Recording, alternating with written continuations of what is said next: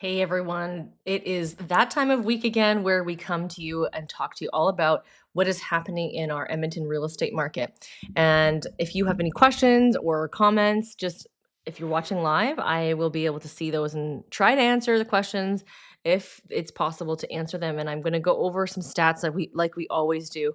Currently, we are sitting at single family home listings. We've actually come up a little bit from last week. So this is not surprising to me. Like I said, we don't want to see the numbers continually dropping on listings because it already is a very strong seller's market. And to continue to go down, it just gets to the point where it's just absolute craziness. Now, that being said, our inventory is still extremely low. It's still very um, favorable to sellers, but sellers also have to be realistic with what they're getting as well too. We are starting to see sellers think that their house is worth an inflated amount compared to what it actually is worth today. And I think we have that issue no matter if it's a seller's market, buyer's market, whatever's happening in the world. Sellers always want this and buyers always want this. And sometimes when you're buying and selling, you kind of have amnesia. And when you sell your house, you want lots, but when you buy your house, you don't want to pay lots or the other way around. So it's really important to know when you are buying and selling to make sure that your expectations make sense. And I think that's something I've seen that even though clients understand they need to be reasonable, when it comes down to it, it's really hard to not want to be getting that deal as a buyer. But then when you sell, you don't want to do any sort of negotiation. So something to be mindful of as we move into the spring months. And right now, the market is still very busy. Homes are still moving very quickly as long as they're priced properly. Anything under 500,000 is moving really quickly, and anything over is still going. It's just not as fast. Um, with that being said, our homes that are over 600 has still moved within the weekend. So if you take a look at the pending sales in terms of comparing from one week to the other, how many deals went under contract, pretty much identical week over week. I think in the next few weeks, we're going to start to see a spike in the sales. With the market changing the way it is, it's going to be more and more. And our weather kind of like went from spring to winter in 1 week. And I think that does impact it. But you can see the pending sales still stayed pretty similar. If you take a look at the solds in the last 7 days, a little bit higher than the week before. And it's nothing crazy or notable, but it is strong. I have a feeling that we're going to move from 156 to like 200 sales in 1 week, probably shortly here. Probably by February, we'll be sitting there, and I wouldn't be surprised if our numbers go even crazier for spring, like in March, because there are people that are waiting for that. So let's take a look at the solds. The sold in Edmonton in the last 7 days for single family homes. Well, we talked about that already. Compared to last year, let's take a look. So last year we had, compared to this year, 174. So we had stronger and more sales last year than we did this year. But again, I mentioned this last week. We don't have as much for sale. So percentage wise, it's still pretty high in terms of what is being listed and what is being sold, what's being left. The homes that are left on the market, if you're a buyer and you're looking, you know that some of those homes are on the market for a reason. One, they're priced too high for what they are, or two, they don't look like what they're supposed to look like. So ultimately, they are priced too high. And if you're looking to move in and move it and expand your opportunities, looking at new builds is an option, though they're a higher price point. There are some pockets where you can look for deals. Now, I've also had people think, oh, well, the builders have 500 days on market or 400 days on market, they'll reduce their price. Mm, just so you know, builders don't work that way. They usually list the house right when there's even staked. So there's nothing in the ground. No one can visualize it. No one wants to wait 8 to 10 months. So it just sits on the market and it sits. And builders do not care that it was on the market for 500 days. They look at the current market, they look at what their costs are to build because their cost to build continues to increase. And so they believe it's a deal for you to buy a house at last year's prices before their prices increased. And when someone is trying to ask for more money off, it's a huge challenge. Depending on the builder, they're not going to negotiate a whole lot, if anything at all. We started to see lawyer fees that used to be included start to not be included. Some of them still have them, but it's now become less.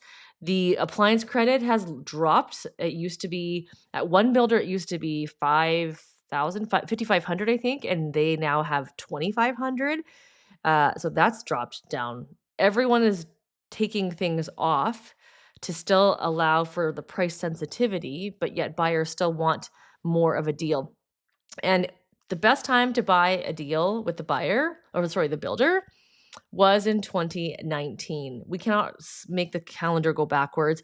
And even for resale, I know some clients are wanting like this house and they're going, "Well, I'd pay 600 for it, but not 7."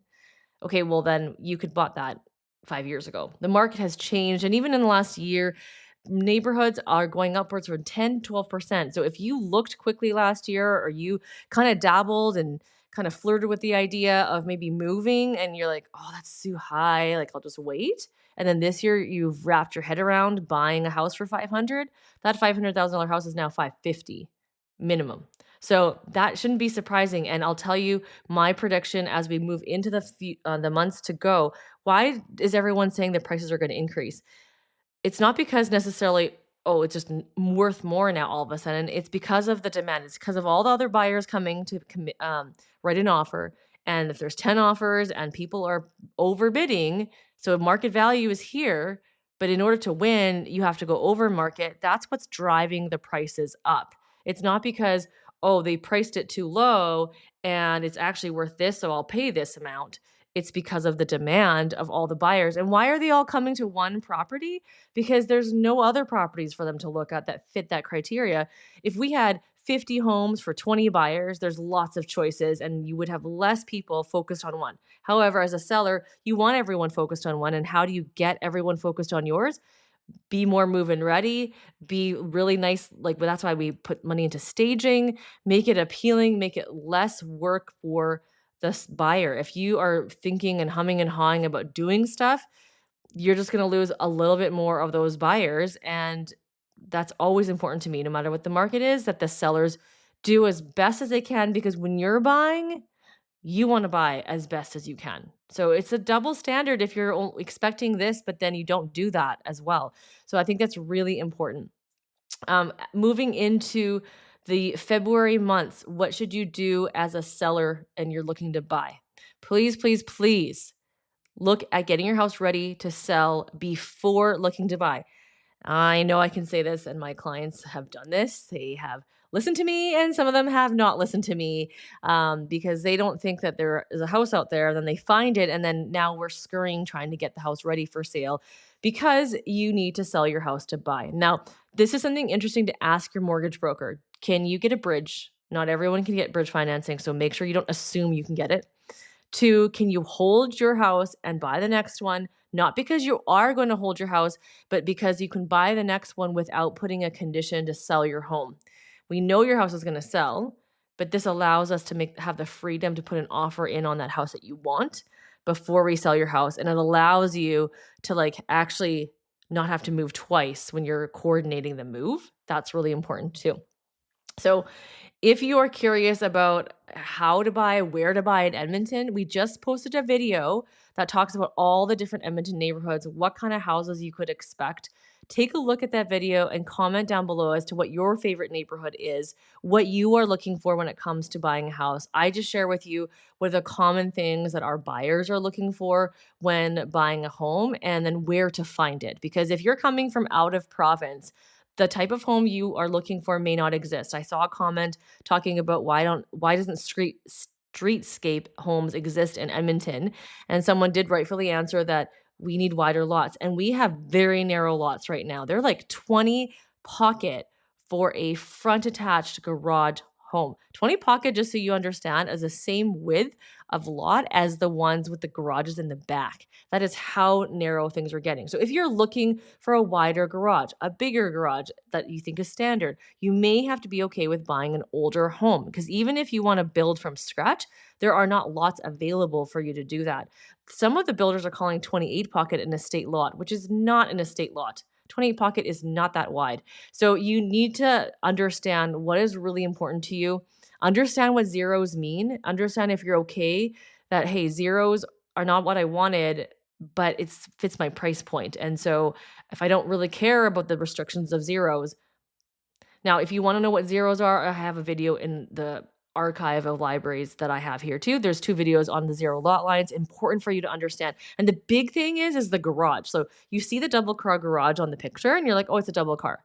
But if you go in from the inside and you look, you see the garage door, a 2x4, and then the wall, like no space in between drywall and the wall. Some of them have like a couple inches. Think about that in context of getting your car into the garage. Think about that in context of you're not probably storing anything on the side, or you're putting stuff on the side and having one car in there, unless the garage is deeper. If the garage is deeper, then you could put some things in there. Consider maybe you're going to be putting stuff in the shed. So times have changed. The garages have gotten narrower and narrower. If you're looking for a triple car garage, that is also a challenge to find as well.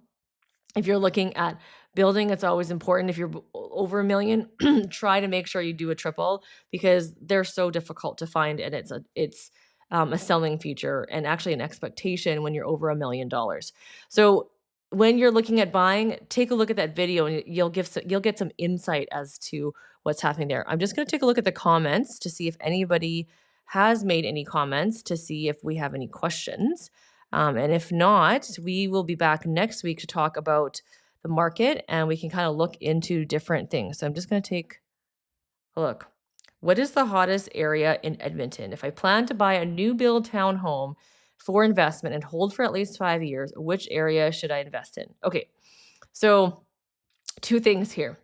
Um, when it comes to a new build townhome, those are the ones I'm assuming you're buying the ones with no condominium fees.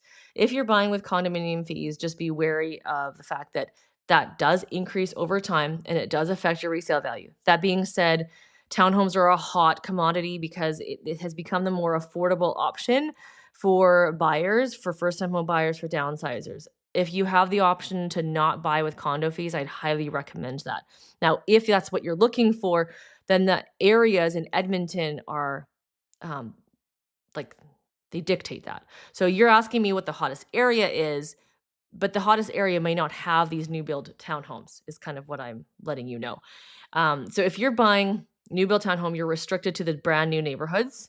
And I would stick with, in my biased opinion, west and southwest.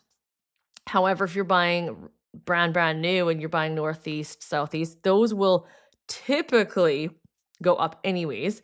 But it all depends. It depends on the market, depends on if the pricing has gotten too crazy. So you do need to, should be consulting with a realtor. You can work with a realtor for new builds. I can say this a million times over, work with a realtor for new build. And it doesn't have to be me. Just find someone who knows how to work with new builds to help you navigate those waters because new builds don't show up for sold data. And so if you're working like myself in new builds all the time, I know what's been selling. I know what the prices are, even though I have no database to search it up. Also, the sales reps are also helpful with the relationships we have. Now, hottest area in Edmonton. I do talk about that in the video, but not in context of a townhouse. If I'm looking at hottest area in Edmonton for townhouse, you know what's interesting? Hottest neighborhoods, the hottest neighborhoods are defined by number of solds that happened in the year. And at the forecast seminar that they put on, Secord and Chappelle were rated the highest. And that does not surprise me at all. We've had a lot of clients move into those two areas. And so that's kind of what I would say in terms of the new build areas. And if you're looking at hottest area, period, I mean, you've always got the classic ones that are in the city, but those are not townhouses. Those are bungalows that are old and need to be renovated, or you can build a duplex on it or skinnies. That is a different conversation. So hopefully, Daniel, that answers your question. I wonder if there's another question here. Thanks so much for that question. I'm just taking a look at other ones. Nope, still Daniel's.